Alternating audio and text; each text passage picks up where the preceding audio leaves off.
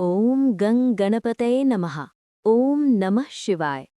बहुत ही शांत और मधुर स्वर में आप सभी का स्वागत है ज्योतिष ज्योति के इस दिव्य मंच पर। प्रिय दर्शकों, आज हम बात करने वाले हैं 8 मार्च 2026 रविवार के दिन की, और ये विशेष संदेश है मिथुन राशि वालों के लिए। यदि आपकी राशि मिथुन है या आपके परिवार में किसी की राशि मिथुन है, तो ये संदेश ध्यान से सुनिए। कई बार ईश्वर हमें संकेत देता है, लेकिन हम उसे समझ नहीं पाते। ग्रहों की चाल, नक्षत्रों का प्रभाव और कुंडली के भाव, ये सब मिलकर हमारे जीवन के मार्ग को दिशा देते हैं।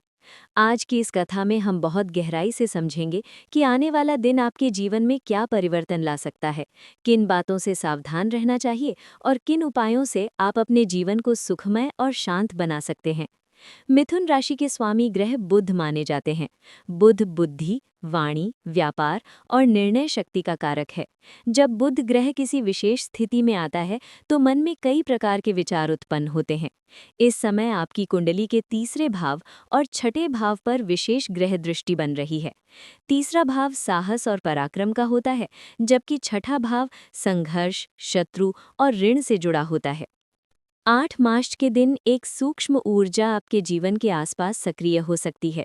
ये जरूरी नहीं कि वो ऊर्जा आपको नुकसान पहुंचाने के लिए हो, लेकिन कभी-कभी आसपास के लोगों की नकारात्मक सोच या ईर्ष्या भी हमारे जीवन में बाधाएं उत्पन्न कर देती है। कई मिथुन राशि वाले पिछले कुछ दिनों से ये महसूस कर रहे होंगे कि बिना कारण मन बेचैन हो जाता है, कुछ काम आखिरी समय में रुक जाते हैं या अचानक किसी के साथ मतभेद हो जाता है। ज्योतिष शास्त्र में इसे केवल संयोग नहीं माना जाता। जब शनि की दृष्टि छठे भाव पर पड़ती है और बुध ग्रह कमजोर स्थिति में होता है, तब व्यक्ति के जीवन में कुछ अदृश्य रुकावटें आने लगती हैं। इसलिए इस समय आपको अपने मन को मजबूत रखना बहुत आवश्यक है। यहाँ मैं आपको एक छोटी सी कथा सुनाना चाहता हूँ। बहुत समय पहले एक छोटे से गांव में एक व्यक्ति रहता था जिसका नाम माधव था। उसकी राशि भी मिथुन थी। वो बहुत मेहनती था, लेकिन हर बार जब वो कोई काम शुरू करता तो किसी न किसी कारण से वो काम रुक जाता। कभी व्यापार में घाटा, कभी दोस्तों का धोखा, कभी अचानक बीमारी। एक दिन वो एक संत के पास गया और बोला, गुरुजी, मैं मेहनत तो बहुत करता हूँ, लेकिन सफलता मेरे पास आकर लौट जाती है। संत मुस्कुराए और बोले, माधव, तुम्हारी मेहनत में कोई कमी नहीं है, लेकिन तुम्हारे मन में विश्वास की कमी है। जब मन डर से भर जाता है तो ग्रहों की सकारात्मक ऊर्जा भी कमजोर पड़ जाती है। संत ने उसे एक सरल उपाय बताया। हर सुबह सूर्योदय के समय भगवान शिव का नाम लेना और ये मंत्र बोलना, ओम नमः शिवाय। माधव ने इस छोटे से मंत्र को अपने जीवन का हिस्सा बना लिया। कुछ ही महीनों में उसके जीवन में परिवर्तन आने लगा। उसका व्यापार बढ़ा, घर में शांति आई और उसका मन स्थिर हो गया। प्रिय मिथुन राशि वालों, ये कथा केवल कहानी नहीं है, बल्कि एक गहरा संदेश है।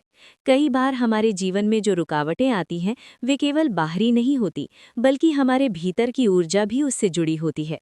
8 मार्च के दिन आपकी कुंडली का 10वां भाव, जो कर्म और करियर का भाव माना जाता है, उसमें हलचल दिखाई दे रही है। इसका अर्थ ये है कि आपके जीवन में कोई महत्वपूर्ण निर्णय लेने का समय आ सकता है। कुछ लोगों को काम से जुड़ी नई जिम्मेदारी मिल सकती है, जबकि कुछ लोगों को ऐसा लगेगा कि उनके प्रयासों का परिणाम अभी तक नहीं मिला। लेकिन यहाँ एक बात बहुत स्पष्ट है, यदि आप धैर्य बनाए रखते हैं तो आने वाले समय में वही प्रयास आपको बड़ी सफलता की ओर ले जाएगा। इस दिन आपको विशेष रूप से बुध ग्रह को मजबूत करने की आवश्यकता है। बुध ग्रह ज्ञान और वाणी का स्वामी है। यदि आपकी वाणी में मधुरता होगी तो कई कठिन परिस्थितियां अपने आप हल हो जाएंगी। सुबह के समय यदि संभव हो तो भगवान गणेश के सामने बैठकर ये मंत्र 11 बार बोलें, ओम गं गणपतये नमः। ये मंत्र आपके जीवन की कई बाधाओं को शांत करने में सहायता करता है। अब बात करते हैं कुंडली के चौथे भाव की। चौथा भाव घर, माता और मानसिक शांति से जुड़ा होता है। इस समय कई मिथुन राशि वाले अपने घर के वातावरण को लेकर चिंतित हो सकते हैं।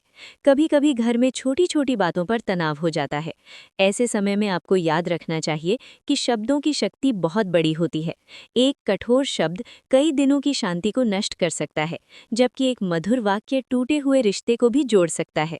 यदि आपको लगता है कि घर में बिना कारण तनाव बढ़ रहा है, तो रविवार की शाम को घर में दीपक जलाकर भगवान शिव या हनुमान जी के सामने प्रार्थना करें। भारत में कई ऐसे मंदिर हैं जहां जाकर मन को अद्भुत शांति मिलती है। यदि कभी अवसर मिले तो महाकालेश्वर ज्योतिर्लिंग उज्जैन, काशी विश्वनाथ मंदिर वाराणसी या तिरुपति बालाजी मंदिर आंध्र प्रदेश के दर्शन अवश्य करें। इन स्थानों की ऊर्जा व्यक्ति के जीवन में गहरा परिवर्तन ला सकती है। मिथुन राशि के कई जातक बहुत बुद्धिमान होते हैं, लेकिन कभी-कभी वे अपनी ही सोच के जाल में उलझ जाते हैं। मन में बार-बार वही विचार घूमते रहते हैं, क्या होगा, कैसे होगा, क्यों हुआ। ज्योतिष के अनुसार जब बुध और शनि का सूक्ष्म संबंध बनता है, तब व्यक्ति बहुत अधिक सोचने लगता है।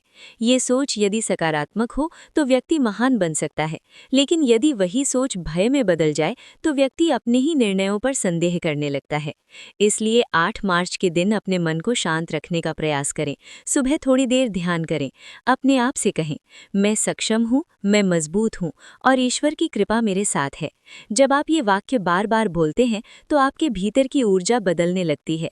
जीवन में सफलता केवल ग्रहों से नहीं मिलती, बल्कि आपके कर्म भी उतने ही महत्वपूर्ण होते हैं।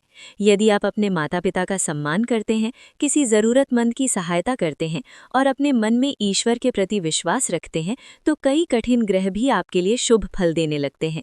याद रखिए, मिथुन राशि वाले लोग बहुत तेज बुद्धि के होते हैं। आप किसी भी परिस्थिति को समझने और उससे बाहर निकलने की क्षमता रखते हैं। लेकिन आने वाले समय में आपको एक बात का विशेष ध्यान रखना होगा, अपने निर्णय जल्दबाजी में ना लें, क्योंकि आपकी कुंडली के 7वें भाव में बनने वाली ग्रह स्थिति संकेत दे रही है कि कुछ लोग आपके जीवन में सलाह देने आएंगे, लेकिन हर सलाह सही नहीं होगी। इसलिए निर्णय लेने से पहले अपने मन और विवेक की आवाज़ अवश्य सुनें। और प्रिय दर्शकों, ये तो केवल शुरुआत है। ग्रहों की चाल, बुध की स्थिति, शनि की दृष्टि और आने वाले दिनों की ऊर्जा, इन सब के बारे में अभी बहुत कुछ समझना बाकी है। मिथुन राशि वालों के जीवन में 8 मार्च के दिन कुछ ऐसे संकेत भी बन रहे हैं जो भविष्य के बड़े परिवर्तन की ओर इशारा कर रहे हैं। और आगे हम जानेंगे कि आपकी कुंडली के 8वें और 11वें भाव में बनने वाला ये योग आपके भाग्य को किस दिशा में ले जा सकता है।